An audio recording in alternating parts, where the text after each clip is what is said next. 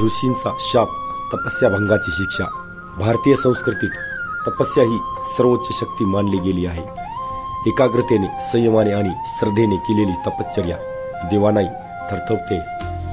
ऋषींच्या तपस्येतून निर्माण होणारी तेजस्वी शक्ती जगाला दिशा देते, पण जर कुणी त्या तपस्येत विघ्न घातले तर त्याला शिक्षा अटळ असते। ही कथा अशाच एका ऋषीची आहे ज्यांची तपस्या एका अप्सरेमुळे भंग झाली आणि तिला भोगावी लागलेली कठोर शिक्षा आपल्याला जीवनाचा मोठा धडा देते। कथा, अरण्याचे पवित्र वातावरण। प्राचीन काळात एका घनदाट वनात कौशिक नावाचे महान ऋषी राहत होते। तेथे पाखरांचे गाणे, झऱ्यांचा नाद आणि वृक्षांची सळसळ या निसर्गरम्य वातावरणात ते आपल्या ध्यानात मग्न होते। ऋषींचे कठोर तप।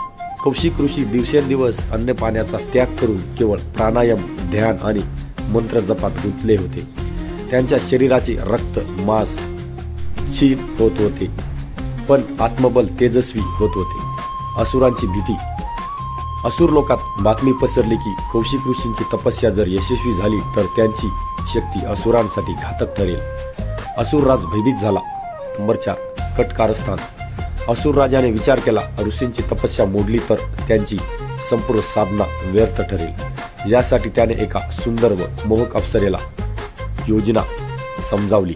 नंबर 5, अप्सरेचे आगमन। अप्सरा अरण्यात आली। तिचे रूप आणि नृत्य इतके मोहक होते की पक्षी देखील थांबून तिला पाहू लागले। ती मंद सुरात गाणे गात होती, पाऊल हलवत होती आणि तिच्या चेहऱ्यावर तेजस्वी हास्य झळकत होते। 6, ऋषींचे ध्यान डळमळले। कौशिक ऋषींचा मनोमन संघर्ष सुरू झाला। ध्यानात असलेली एकाग्रता हलू लागली। काही क्षणासाठी त्यांच्या अंतःकरणात इच्छेचा एक छोटासा ठिणगा पडला। 7, क्रोधाचा उद्रेक। तुरंतच ऋषींनी भान आले की ही त्यांच्या तपस्येची परीक्षा आहे। त्यांनी डोळे उघडले आणि अप्सरेला समोर उभे केले। त्यांचे डोळे ज्वालांसारखे लाल झाले। नंबर 8, अपराध जाहीर।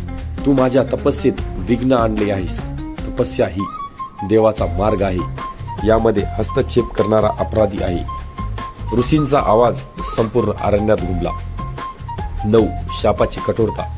आजपासून तू स्वर्गीय सुखांपासून वंचित राहशील। तुझं सौंदर्य क्षीण होईल आणि तुला पृथ्वीवर सामान्य स्त्री म्हणून दुःख भोगावे लागेल, असे म्हणत ऋषींनी शाप दिला। 10, अप्सरेची विनवणी। अप्सरा रडू लागली। ती म्हणाली, गुरुवर्य, माझा हेतू वाईट नव्हता। मी आदेशाने येथे आले, माझ्यावर दया करा। नंबर 11, शापातून मुक्तीचा मार्ग। ऋषींच्या अंतःकरणातील करुणा जागृत झाली। ते म्हणाले, ठीक आहे, शाप पूर्णपणे टळणार नाही, पण त्यातून बाहेर पडण्याचा मार्ग आहे। तू आयुष्यभर साधू संतांची सेवा कर। जेव्हा तुझ्या अंतःकरणात खरी भक्ती आणि विनम्रता निर्माण होईल तेव्हा शाप संपेल।